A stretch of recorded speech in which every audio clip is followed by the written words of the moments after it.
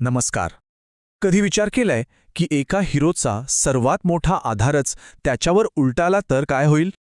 आज आपण अशाच एका क्षणाबद्दल बोलणार आहोत.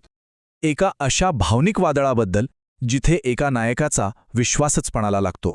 आणि कथेची सुरुवात होते एका वाक्याने. खलनायक बंबालचे एक वाक्य जे थेट काळजावर घाव घालतं.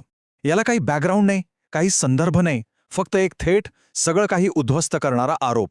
खरं तर हा आरोप म्हणजे बॉम्ब स्फोटासारखा आहे आणि तो टाकलाय कोणावर तर शौर्यवर. तोच शौर्य जो बालवीरसाठी चांगुलपणाचा सत्याचा आदर्श आहे. आणि हे सगळं करण्यामागे उद्देश एकच, बालवीरचं जग, त्याचा विश्वास, सगळं काही उद्ध्वस्त करून टाकायचं. माहितीये, प्रत्येक हिरोची नाही कमजोरी असते. बालवीरच्या बाबतीत ती होती त्याच्या आईवडिलांबद्दलचं सत्य जाणून घेण्याची त्याची इच्छा. आणि खलनायकांनी बरोबर हीच नस पकडली. त्याच्या ह्याच गरजेला त्यांनी एक शस्त्र बनवून टाकलं. आता बंबाल एक वेगळीच कहाणी सांगतोय. एक असा इतिहास जो धक्कादायक आहे. तो बालवीरच्या वडिलांबद्दल असे काही दावे करतो की ते ऐकून बालवीरच्या पायाखालची जमीनच सरकावी. त्याच्या स्वतःच्या अस्तित्वावरच प्रश्नचिन्ह निर्माण व्हावं. आणि हे सगळं का? या आरोपांमागचा उद्देश अगदी सरळ आहे. वीर लोकांची सत्ता, त्याची अफाट शक्ती. आणि त्यासाठी बंबाल कोणत्याही थराला जाऊ शकतो. म्हणजे बघा, इथे शौर्याची दोन रूपं समोर येत आहेत. एक जो वीर लोकांचा पाया आहे, विश्वाचा रक्षक आहे. आणि दुसरं रूप जे बंबाल दाखवतोय ते आहे एका खुनी आणि विश्वासघातकी व्यक्तीचं. म्हणजे जमीन आसमानाचा फरक. एकीकडे आदर्श नायक आणि दुसरीकडे एक ढोंगी, सत्तेसाठी हपापलेला खलनायक. पण थांबा, ही परिस्थिती अशी अचानक नाहीये. यामागे खलनायकांचा एक जबरदस्त सुनियोजित कट आहे. चला तर मग थोडं मागे जाऊन पाहूया की हा सापळा नेमका रचला कसा गेला होता. आता आपण बघणार आहोत फसवणुकीचा हा मास्टर प्लॅन. तर ही योजना होती तरी काय? हा एक 4 टप्प्यांचा सापळा होता.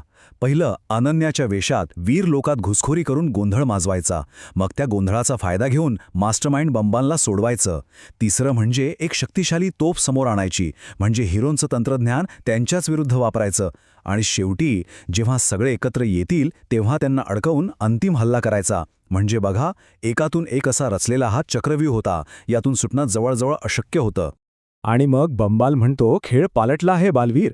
ह्या तोफेने मी तुम्हा दोघांचा अंत करेन. म्हणजे मानसिक हल्ला सुरू होण्याआधी त्याने शारीरिक धोक्याची भीती दाखवली. हे सांगण्यासाठी की आता तुम्ही पूर्णपणे आमच्या जाळ्यात अडकला आहात. सगळेजण शारीरिकदृष्ट्या अडकले होते. आणि तेव्हाच खरं शस्त्र बाहेर आलं. आणि ते शस्त्र म्हणजे एक खोटं. एक असं खोटं जे कोणत्याही तोफेपेक्षा जास्त विनाशकारी होतं.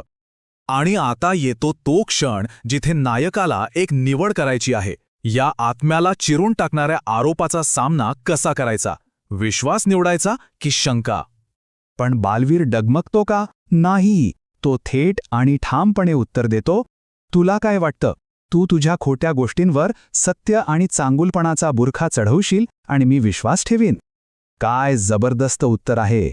म्हणजे बालवीर हे स्पष्ट करतो की वाईट शक्तींचं कामच आहे खोटं बोलणं आणि फूट पाडणं. तो त्यांच्या या रणनीतीला ओळखतो आणि सांगतो की तो या जाळ्यात अडकणार नाही.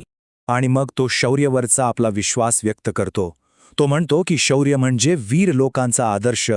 तो पाया आहे ज्यावर बालवीरचं अस्तित्व उभं आहे. शौर्य म्हणजे ती भिंत जी विश्वाला वाईट शक्तींपासून वाचवते. ते फक्त त्याचे गुरु नाहीत, तर ते बालवीरचा अभिमान आहेत. हे वाक्य ऐकून सगळं स्पष्ट होतं. हा हल्ला फक्त शौर्यावर नाहीये, तर तो बालवीरच्या अभिमानावर, त्याच्या ओळखीवर आणि त्याच्या शक्तीच्या स्रोतावर आहे. आणि याच क्षणी विश्वास कोणत्याही शस्त्रापेक्षा जास्त शक्तिशाली ठरतो.